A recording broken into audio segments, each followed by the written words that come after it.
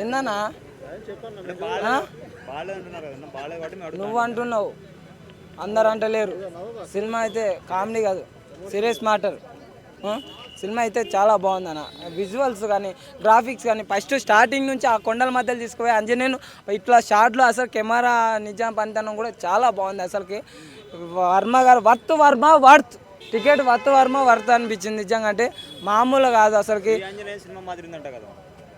ఇంకా చెప్పాయి, మొత్తం చెప్పాయి. ఇంకా అంజి గింజి ఇంకా ఏదో అన్నీ చెప్పాయి. ఏంది ఇంకా అన్ని కంపేరింగే. ఏంది మన కంపేర్. సినిమా హైలైట్లు విజువల్స్ గ్రాఫిక్స్ అయితే చాలా బాగున్నాయి. ఆ పవర్స్ని యూజ్ చేయడం, లాస్ట్ క్లైమాక్స్ కూడా చాలా ప్లస్ పాయింట్. ఇంకోటి ఎమోషనల్, ఆ అక్క తమ్ముడు ఎమోషనల్ అన్న ఎమోషనల్.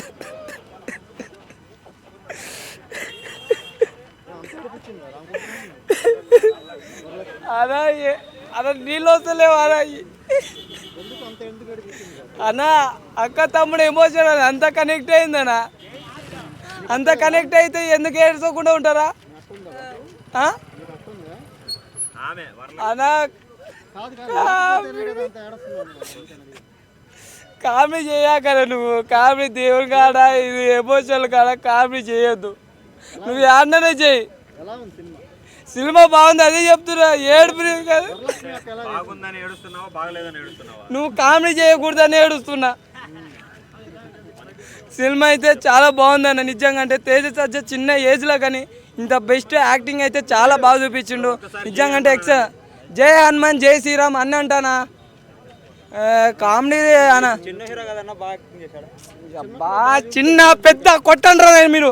చిన్న పెద్ద ఇంకా అన్ని చిన్న పెద్ద కాదు, కంటెంట్ ఉంటే ఏదైనా. మన కాంతార మూవీ కూడా వచ్చింది, 10 కోట్లు పెడితే 450 కోట్లు రాలేదా? చిన్న సినిమాని తక్కువ అంచనా, ఒక చిన్న రాయే కరెంట్ దిగి అంటారు కదా డైలాగు, అట్లనే పవర్ కూడా షాక్ కొడితే ఎట్లా ఉంటుంది. చిన్న చాలు, ఒక చీమ చాలు కొద్దిగా నొప్పి తగలడానికి. అలాగనే సినిమా కూడా అంతే.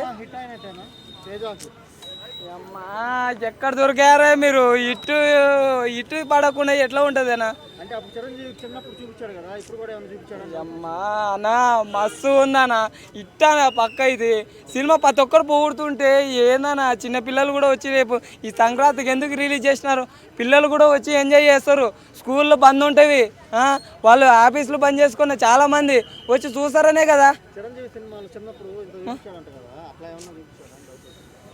అయ్యే నన్ను అమ్మా, నేను అగ్గి పెట్టమచ్చలు అక్కడ కొట్టుకోవాలా.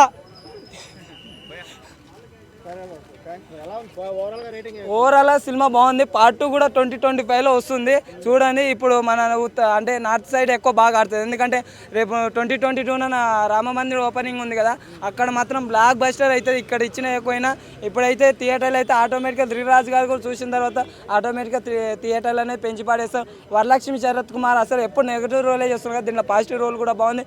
ఇంకోటి ఆ పిచ్చికల సత్య, అసలు పైన పిచ్చికలు పోతుంటేవి ఏమైనా కామెడీ ఉంటే మామూలు కామెడీ ఉండదు నిజంగా. అంటే గెటప్ సీన్ క్యారెక్టర్ కూడా చాలా బాగుంది. ఆ పాల వ్యాపార పాలు తాగి నేను కూడా బలంగా అవుతా. ఇంకా ఏంటంటే మన రవితేజ డబ్బింగ్, కోతికి డబ్బింగ్ చెప్తాడు, అది కూడా చాలా కామెడీగా మంచిగా ఉంది, చాలా సూపర్గా అనిపించింది. హీరోయిన్ క్యారెక్టర్ కూడా, లవ్ స్టోరీ కూడా బాగుంది. కొద్ది హీరోయిన్ని అంత పాపం ఆ మైక్రాల్ని చేసేసి చూస్తాడు, చూసి ట్వీట్ చేస్తాడు. మొత్తము ఇండియా మొత్తం షేక్ అయిపోయి మొత్తం కొడుకు ప్రపంచ దేశాలు మొత్తం అంతే చెప్తా సార్. ఐరన్ మ్యాన్ 1 ఏళ్ళు, సూపర్ మ్యాన్ 1 ఏళ్ళు ఉండరు కదా, 1 ఏళ్ళు కూర్చోబడాలా. కంపేర్ ఆదిపురుషి కాదు ఓం రావత్. నువ్వు చూసి విఎఫ్ఎక్స్ గ్రాఫిక్స్ చూసి నేర్చుకో. ఇంటికాడ ఉండవా, థియేటర్కి పోయి చూసి ఇలా నేర్చుకోవాలా, ఇలా చేయాలని నేర్చుకో. ప్రతిదీ డీజేలు ఒక్కసారి కాకుంటే 100 సార్లు చూడు. అప్పుడు నువ్వు గ్రాఫిక్స్ అవేనా గ్రాఫిక్సా? అప్పుడు ఎట్లా చేసిండు?